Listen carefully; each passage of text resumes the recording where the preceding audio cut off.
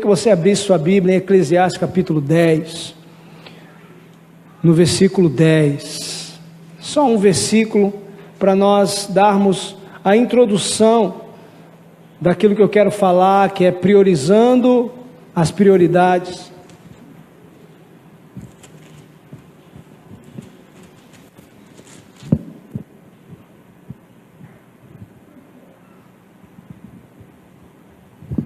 Porque eu creio que nós só venceremos todas as armas e as ciladas do inimigo.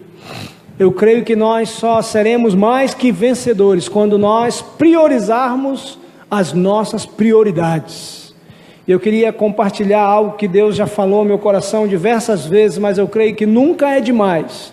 E nesse segundo mês de fevereiro eu quero relembrar isso, porque Deus relembrou isso para mim, daquilo que Ele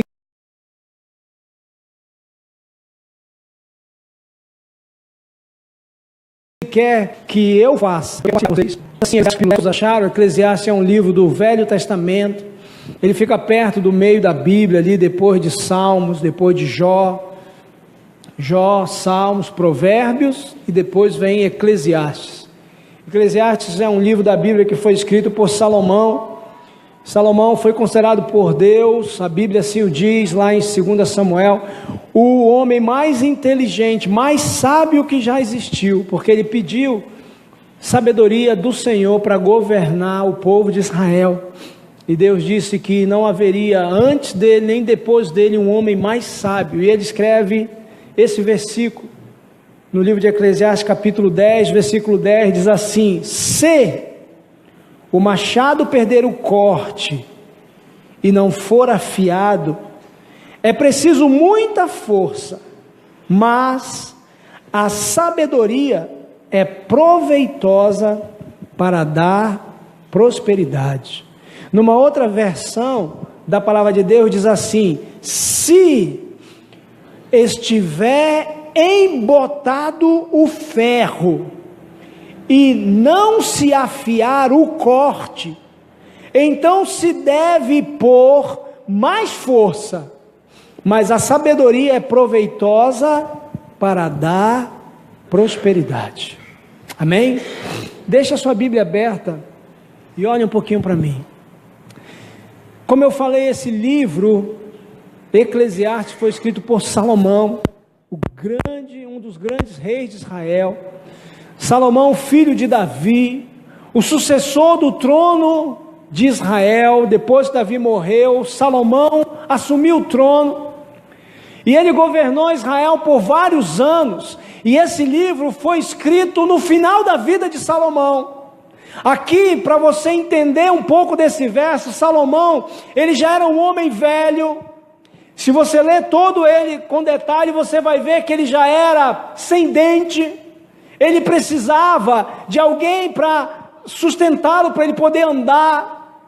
E o livro de Eclesiastes nada mais é o relato de um homem que viveu a sua vida e teve muitas experiências com Deus, mas trocou essa vida com Deus para uma vida que ele chama de vaidade. Ele fala muito nessa palavra vaidade. Tudo é vaidade, tudo que está debaixo do céu é vaidade, porque tudo vai passar. Salomão vem falar no livro de Eclesiastes, e ele fala aqui: se o machado perder o corte e não for afiado, é preciso muita força. Ele vem aqui dizer, na velhice dele, que nada vale a pena sem Deus. Nada de que nós façamos nesse mundo, nessa terra, se nós colocarmos Deus à parte, isso é vaidade e vai passar. Você vai colocar muita força e não vai satisfazer o teu desejo. Quando eu procurei na versão embotado o ferro, eu fui pesquisar sobre o que significava embotado, e embotado quer dizer perder o fio, que não está afiado, que perdeu a sensibilidade. De uma maneira figurada, embotado quer dizer que deixou de ter força, que perdeu o vigor ou a sensibilidade. Se o machado perder o corte e não for afiado, é preciso muita força. Daí ele fala: mas a sabedoria proveitosa para dar prosperidade. Quando Salomão escreveu isso aqui, ele deixou um princípio físico. Ele está usando aqui a figura de uma ferramenta, que é um machado, mas quem usa a ferramenta é um trabalhador que geralmente é um lenhador, um homem que trabalha com lenha, cortando a lenha com o machado. Então ele usa aqui duas figuras, o machado e do lenhador, e ele fala que se o machado do lenhador encontra-se sem fio, ou seja, cego, ele tem que exercer muito mais força e desempenhar muito mais energia para o seu trabalho, consumindo assim muito mais do seu tempo. Mas aí diz assim, ou seja, ao invés dele deixar o machado embotado, ou nessa versão, sem o corte, sem estar afiado, mas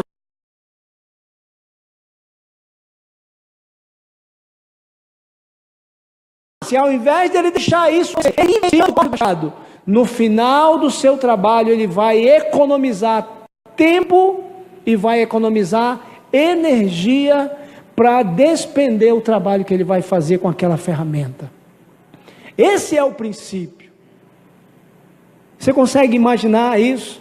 Lá em casa, eu acho que mais do que em todas as casas aqui da igreja, eu acho que é a casa aí, minha flor, que tem mais faca cega. É verdade, não é? Eu devo ter umas 4, 5 facas cegas. E quando eu quero fazer alguma coisa, e eu ainda não sei afiar, daí eu afio ainda de maneira errada, e realmente eu despendo mais tempo para poder cortar uma carne, para poder cortar um frango, para poder fazer alguma coisa. Por quê? Porque está cego, né? Eu falei que lá em casa tem 4 ou 5, se alguém tiver mais do que na minha casa, levante a mão. Eu acredito que não. Tem muita faca cega na minha casa. Então o princípio que ele está dizendo aqui é o seguinte, queridos, nós precisamos investir tempo para melhorar alguma coisa.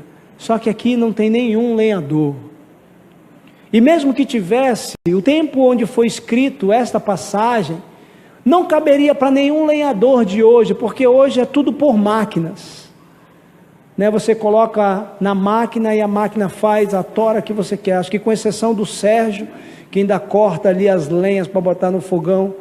Tu corta também, seu João? Não, mas tu não tem fogão a lenha. Ah, tu já usa motosserra, tu não usa mais o machado. Pois é. Cortou, seu João? Muita lenha. Pois é. Espero que não esteja cego. Machado já tem até no nome. Bem afiado.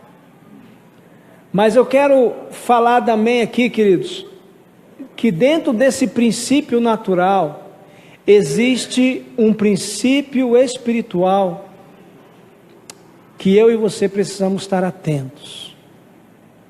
Porque voltando um pouco para a ferramenta do machado, quando o machado está afiado, quando a ferramenta está realmente bem afiada, o corte,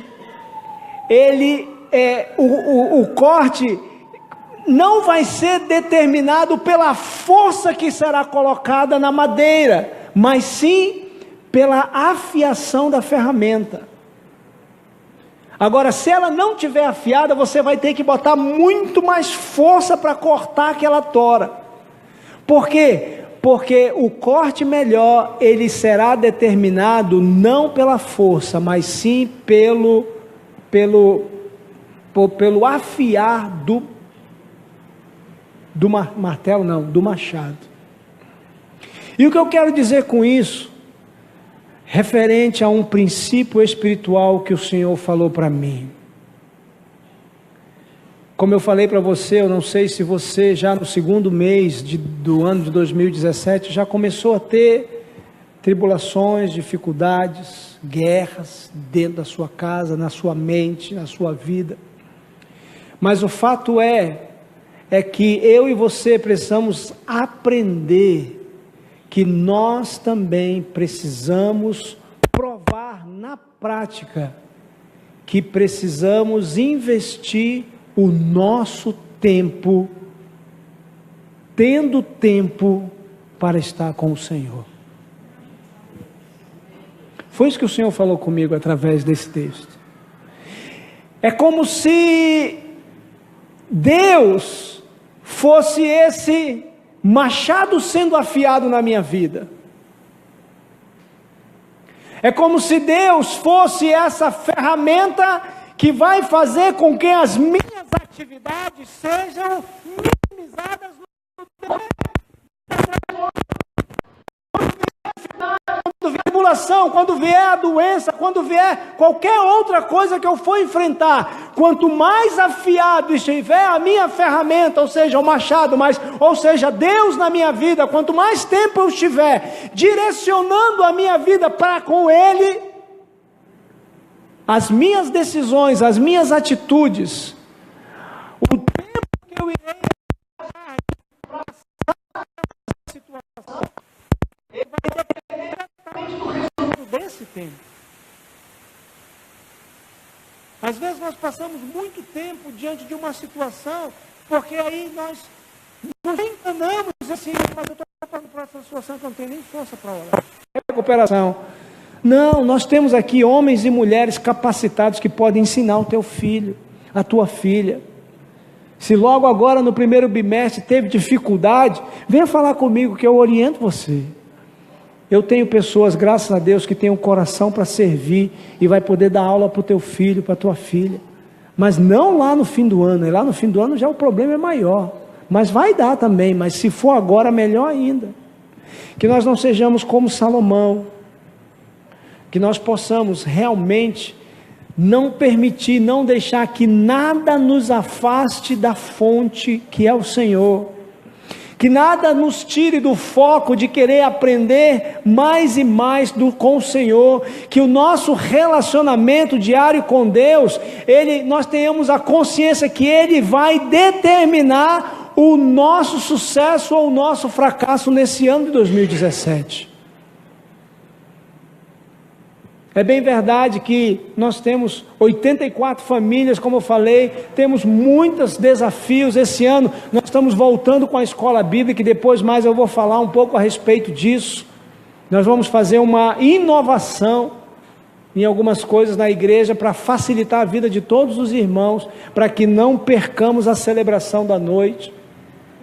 Mas o que eu quero dizer para você é o seguinte: eu pensando em tudo isso, mas eu não posso negligenciar jamais o meu tempo de intimidade com Deus, não o tempo que eu vou dedicar estudando a palavra para trazer a mensagem para vocês, isso é outra coisa, mas eu preciso ter o meu tempo, onde eu vou parar ali e vou apenas eu e o Senhor, conversar com Ele, ler a sua palavra, orar pela minha casa, orar pela minha vida, pedir direção do Senhor para administrar a casa que Ele colocou nas minhas mãos.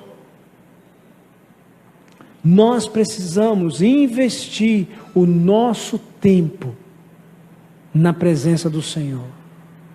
Afiar o machado é algo estratégico, afiar o machado é algo sábio, e ele vai trazer prosperidade no trabalho que você desempenhar. Em qualquer área da sua vida, quer seja no colégio, quer seja no trabalho, quer seja o ministério que Deus colocou na tua mão, na igreja para realizar, tudo isso precisa estar direcionado, estar totalmente ligado ao tempo que você vai passar na presença do Senhor. Então, diante dessa ilustração, eu queria dar para você 3 prioridades que nós já falamos e cansamos de falar, que não tem como mudar, não tem como modificar, porque é o que a palavra de Deus nos ensina, é o que a palavra de Deus nos mostra. A primeira coisa que eu preciso fazer é, de repente, ordenar o meu passo. De repente você já programou várias coisas na sua vida esse ano. Talvez você já esteja com os teus projetos todos alinhado, eu ainda não, mas talvez você já esteja, que bom. Coloque diante do Senhor todos eles, ponto por ponto, porque Ele tem o melhor para você. Mas eu quero dizer que a primeira coisa que a Bíblia nos ensina a colocarmos como prioridade máxima na nossa vida é Deus, é buscar o Senhor, é aprender do Senhor, é realmente buscar ao Senhor. Nada pode ocupar o primeiro lugar da minha e da tua vida a não ser Deus. Nada, nada, nada, nada. O Senhor precisa ser o primeiro lugar na tua vida. O Senhor precisa ser o primeiro lugar na minha vida. O Senhor precisa ser o primeiro lugar nas nossas vidas. Quer ver onde a Bíblia fala? Marcos capítulo 12, versículo 28. Vamos falar do Novo Testamento, porque é o tempo depois de Jesus. Esse texto que Jesus está inquirido, sendo, inquisitado pelos escribas. Esse texto é o texto áureo do judeu. Lá em Deuteronômio, no capítulo 6, nós vamos encontrar essas palavras, uma ordem de Moisés dada a todos os homens. Ele diz: só o Senhor é Deus. Você vai ter que ensinar isso para os teus filhos, sentado, em pé, andando, vai atar no teu pescoço. Você tem que dizer que nós precisamos amar a Deus.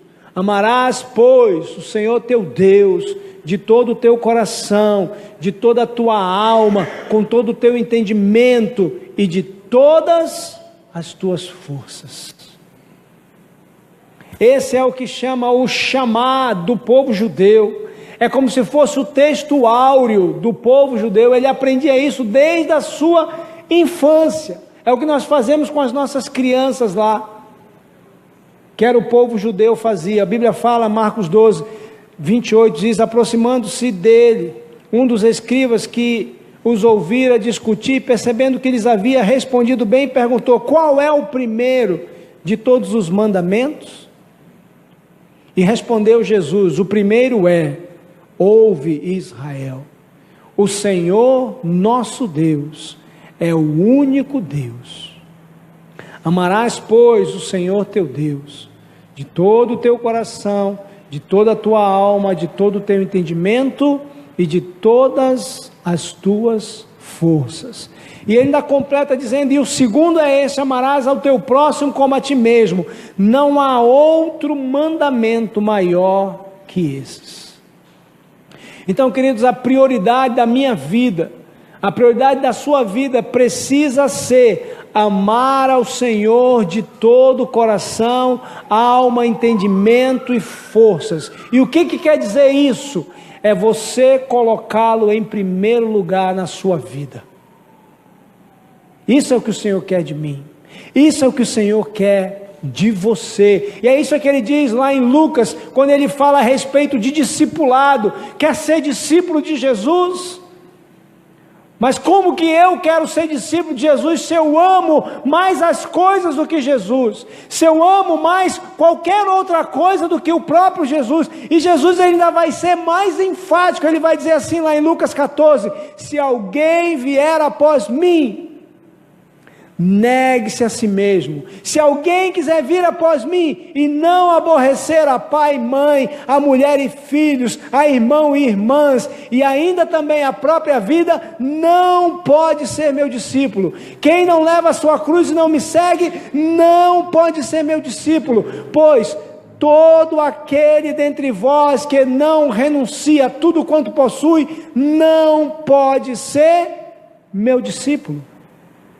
O que Jesus está dizendo aqui? Jesus está dizendo então que não posso amar minha mãe, não posso, ele está se contradizendo? Não, queridos, ele não está se contradizendo, mas ele está dizendo o seguinte: se na hora você tiver que escolher, fazer uma escolha, e a psicologia ela fala disso, nós fazemos as nossas escolhas baseados naquilo que mais queremos e mais amamos. As nossas escolhas são baseadas nisso. O ser humano baseia suas escolhas nisso. E eu lembro de uma coisa muito simples e muito pífia até. Conversando há um tempo atrás com a Tininha, nós tínhamos a oportunidade de comprar um carro zero. Só que a oportunidade que nós tínhamos para comprar um carro zero, era um carro zero, sem nada, sem ar-condicionado, só tinha direção hidráulica, na época. Mas o que eu queria era um carro usado, mas que tivesse todos os outros acessórios. Tinha ar-condicionado, direção hidráulica, tinha vidro elétrico, tinha uma série de coisas.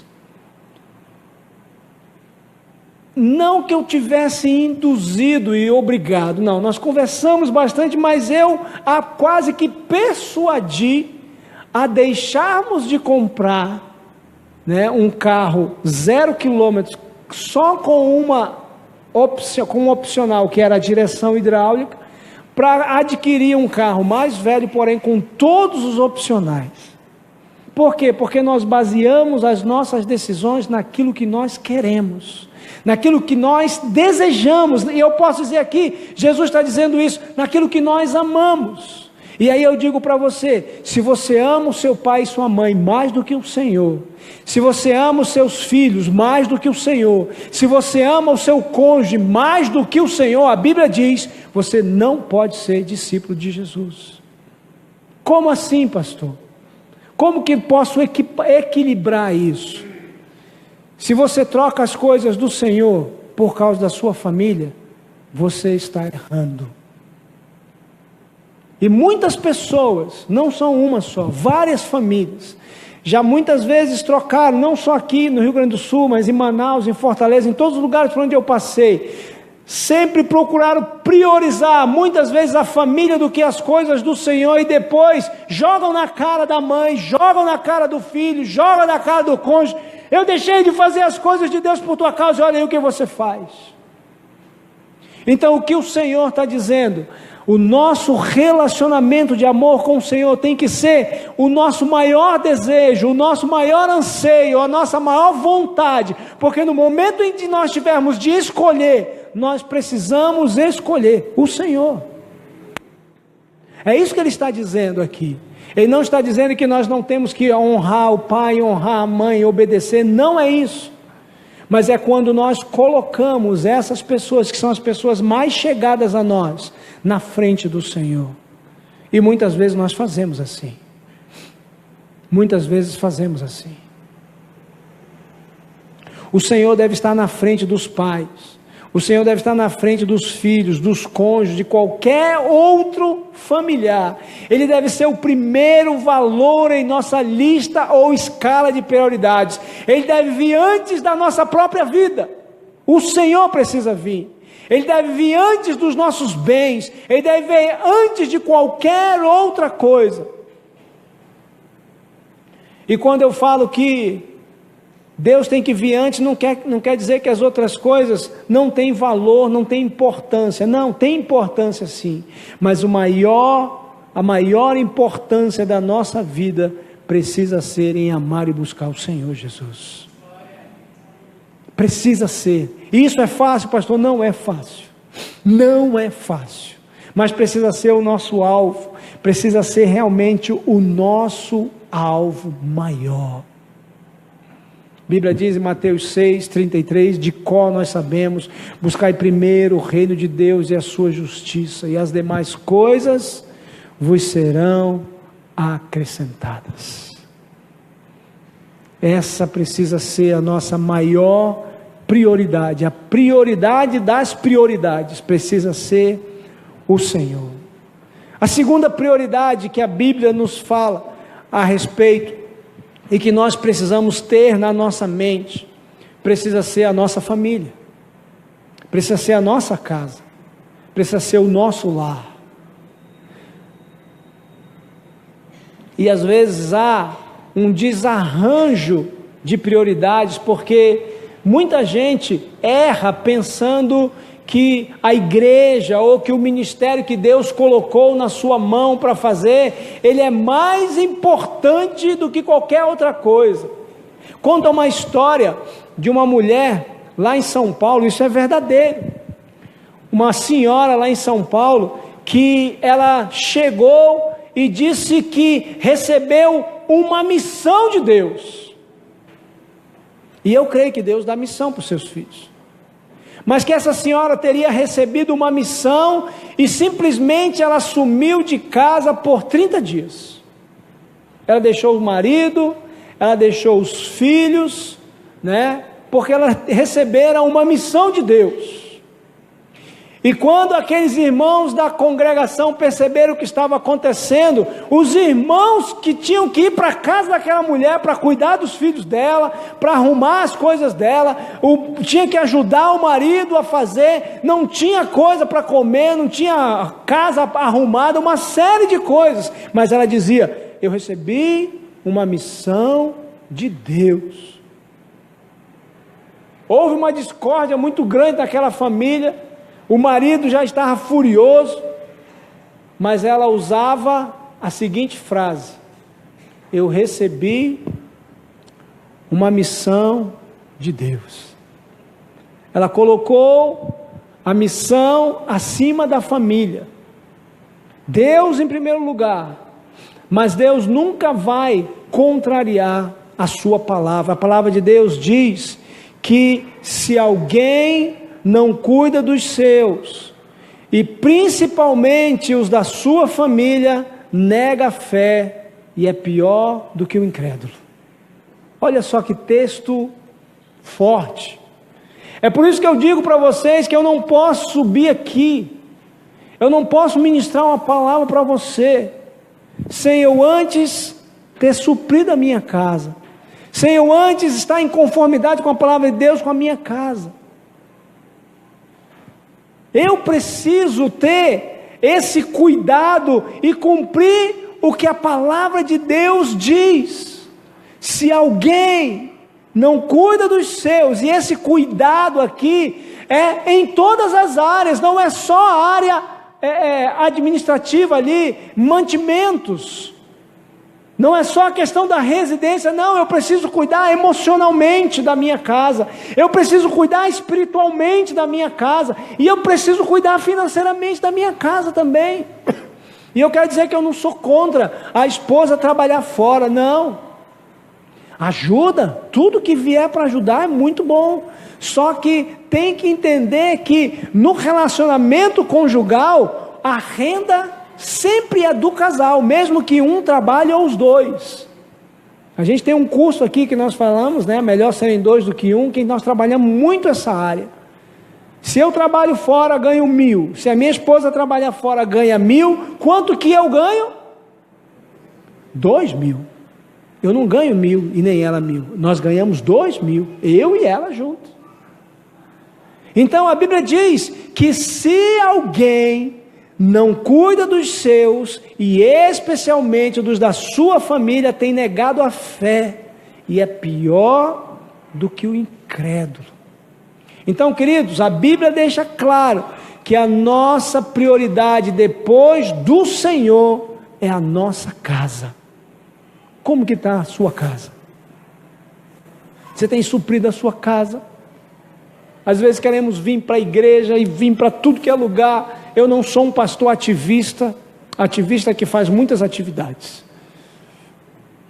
Não gosto de muitas atividades, embora que algumas são necessárias. Mas nós não podemos negligenciar a família por causa da igreja. Deus me deu um ministério e deixar a família de qualquer jeito. Não. Por mais espiritual que pareça, como aquela mulher falou, recebi uma missão, sumiu. Foi triste para aquela família, para aquela igreja. Não pode, porque está contra a palavra de Deus. E Paulo, ele é categórico, negou a fé e é pior que o incrédulo. Então, queridos, a segunda prioridade da nossa vida, a primeira é o Senhor, a segunda precisa ser a família, porque a família precisa vir antes da igreja, na nossa escala de valores. Agora, isso é uma coisa importante também, em relação a equalizar isso, porque também como membros nós temos responsabilidades. Agora eu tenho todos os dias, mas eu vou sair com a minha família domingo de noite, também não pode, porque a igreja também é importante, né? Pastor, mas a segunda prioridade é a família. Tudo bem, querido, mas você tem tantos outros dias para fazer isso. Você tem 6 dias, por que você não pode sair num sábado? Por que você não pode passear numa sexta? Por que você não pode sair numa quinta? Tem que ser exatamente. Você consegue entender isso? Porque aqui também nós vamos ver que a igreja é importante, o corpo de Cristo. A Bíblia diz, não façam como alguns que deixam de congregar, mas estimulemos-nos uns aos outros ao amor e às boas obras, porque isso aqui também é importante. A celebração é importante. Nós estamos aqui compartilhando, olha só, quanto eu fui abençoado hoje pela tua oração, quanto Ramiro foi abençoado com a tua oração, quanto Robson foi abençoado, os nossos irmãos que estão assistindo também. Amém, queridos? Então nós não podemos espiritualizar esse tema. A família é importante, ela é muito importante. E a Bíblia fala uma outra coisa também, lá Paulo falando a Timóteo, ele diz assim, a respeito de quem quer ter um cargo na igreja, quem quer ser um líder na igreja, ele diz bem assim, é necessário, pois, que o bispo seja irrepreensível, marido de uma só mulher, que governe bem a sua casa, que tenha os seus filhos em sujeição, com todos respeito, pois se alguém não sabe governar a sua casa, como cuidará das coisas de Deus? A família é importante, então nós precisamos ser exemplo. A palavra de Deus não nos deixa a menor sombra de dúvida quanto ao lugar que a nossa família tem e deve ter na nossa escala de valores. Eu tenho usado uma frase que um pastor que eu gosto muito, que é o Hernandes Dias Lopes, ele diz que nenhum sucesso ele é válido se causar a destruição do lar. Nenhum sucesso compensa o fracasso da família. Não compensa. Por quê? Porque depois do Senhor, a família é nossa segunda maior prioridade na nossa escala de valores. E infelizmente muitos servos do Senhor têm negligenciado a sua família. Muitos pais não têm dado tempo e atenção aos seus filhos e depois vêm se queixar. Mas porque não tem tempo, não dedica tempo, não conversa, não investe o tempo com os seus filhos.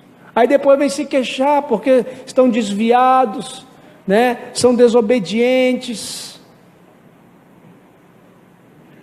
Muitos lares sendo desfeitos porque os cônjuges não colocam o seu cônjuge no lugar certo na escala de valores.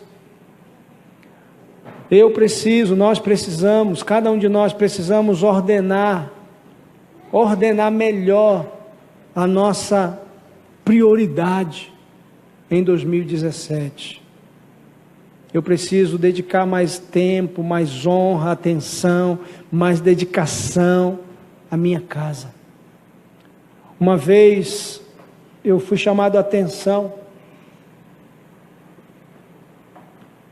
de uma família da igreja, e porque eu estava acompanhando essa família, ela não está mais conosco, estava acompanhando essa família já há um longo tempo, dizendo, olha, você precisa dar atenção na sua casa, olha, você precisa passear, você precisa fazer isso, você precisa fazer aquilo, e eu sempre orientando. E chegou um determinado dia, e a esposa ligou para mim desesperada, eu preciso falar com o senhor urgente, o senhor está na igreja? Eu disse, não vou estar na igreja hoje, eu tenho um compromisso. O que gostaria? Dá para a gente conversar amanhã? Não, aconteceu tudo de novo, aquela situação que o senhor já sabe disso. Pois é, mas e aquelas orientações? Não tive tempo, e não deu. Eu digo, pois é, mas eu lhe pedi para que você e seu marido, assim, e eu sei que não conseguimos aí resolver aquela situação que já estava certa de que iria acontecer. Só que o que aconteceu a Luciana me ligou, eu tive que passar aqui na igreja para resolver assinar um documento. E quando eu cheguei aqui, quem eu encontro aqui na igreja? Essa esposa. Ah, pastor, o senhor veio aqui, que bom, eu tive que vir aqui, porque eu preciso. Eu digo, olha, a senhora ligou para mim, eu não posso, história. Quando eu cheguei ali, a Luciana disse, pastor, me desculpa, eu atrapalhar o teu cinema. Eu sei que tu vai para o cinema, mas eu preciso que você assine isso aqui. Eu disse, não, eu tenho tempo ainda, dá para me assinar, eu já estou saindo. Quando eu abri a porta do templo, quem que estava aqui no templo? Essa esposa. Aí ela disse, o senhor não pode me atender porque o senhor vai para o cinema.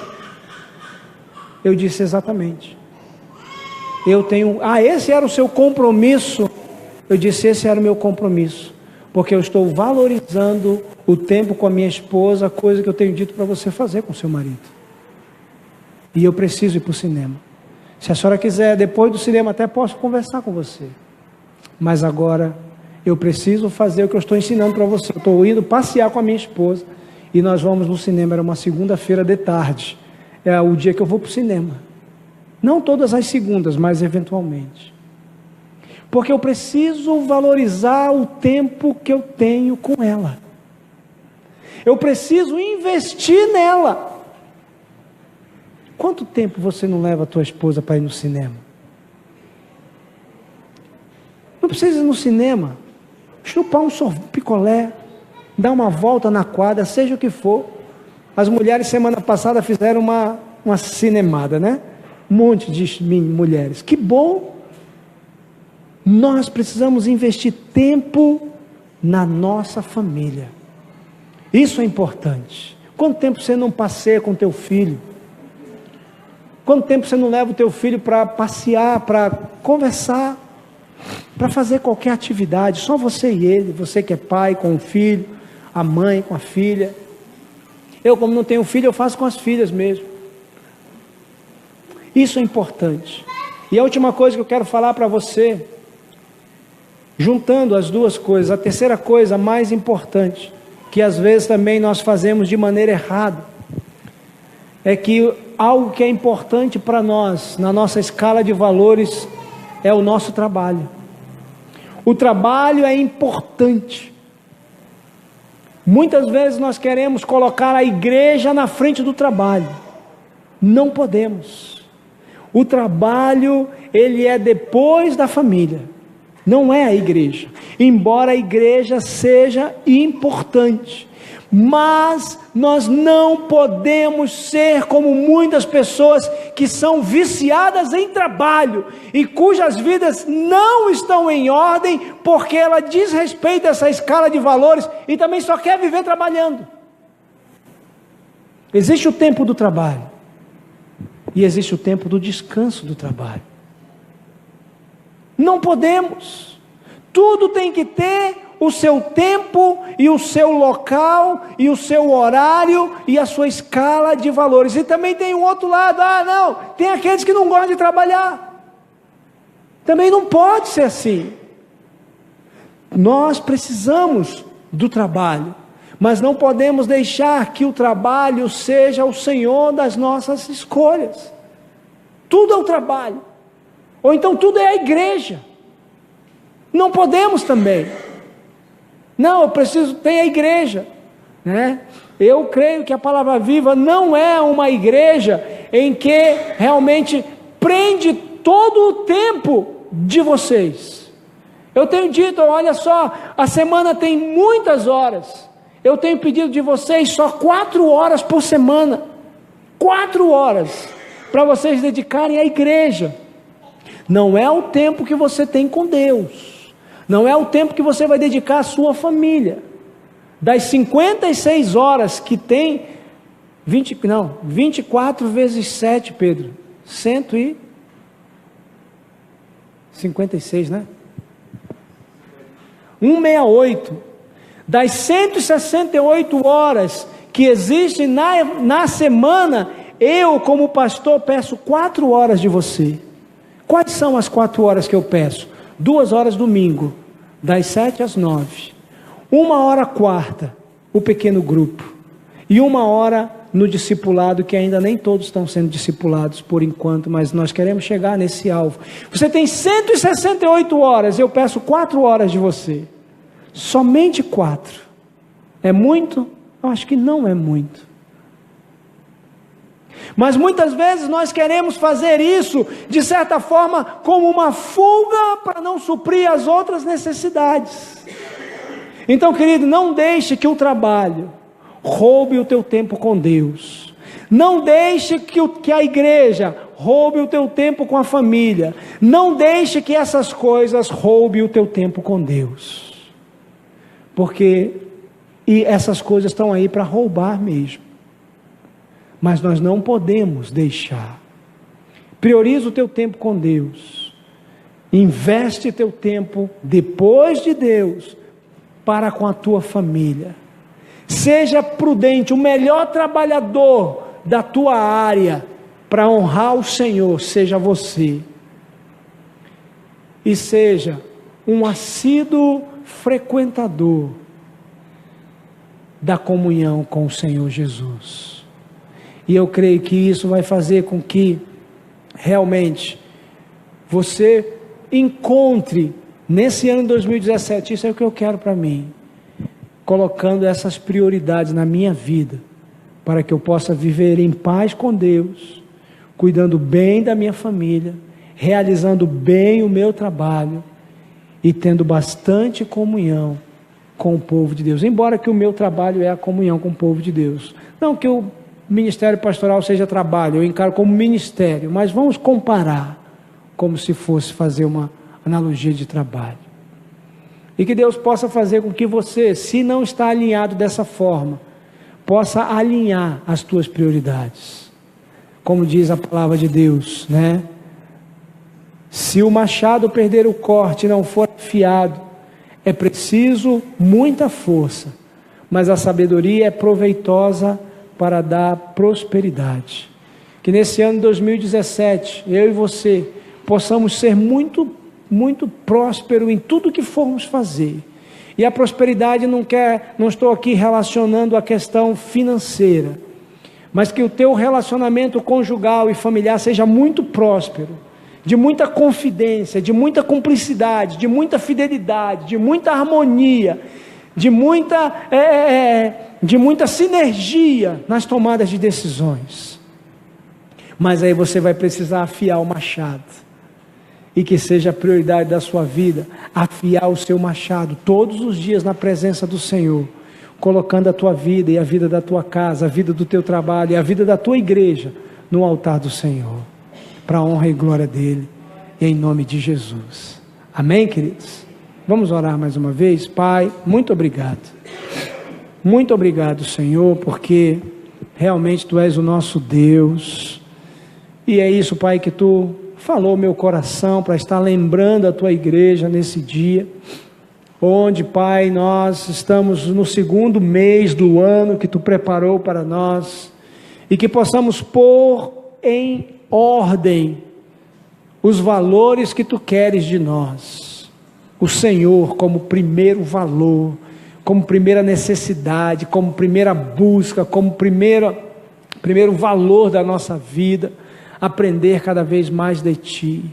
A nossa casa, Pai, nossa família, Pai, como segunda prioridade máxima da nossa vida, cuidando dos nossos, Pai. Nós não queremos negar a fé, nós não queremos ser pior do que o incrédulo, porque nós sabemos, Pai, o quanto Tu ama a família, o quanto, Pai, está no Teu projeto a família, e que nós sejamos homens e mulheres, pais e mães, esposo, esposa e filhos, Pai, segundo o Teu coração, que nossa casa seja um pedaço do céu, onde nós estamos morando, Pai, para a honra e glória do Teu nome, que sejamos trabalhadores, Pai, realmente fiéis, agradecendo a Ti em tudo, porque é dali que tiramos o sustento, Pai, para a nossa casa, sendo fiel a Ti também, Pai, nos dízimos e ofertas, que é de onde vem, Pai, o sustento da Tua casa, e que possamos, Pai, ter esse lugar, os pequenos grupos, o discipulado como uma prioridade também importante na nossa vida,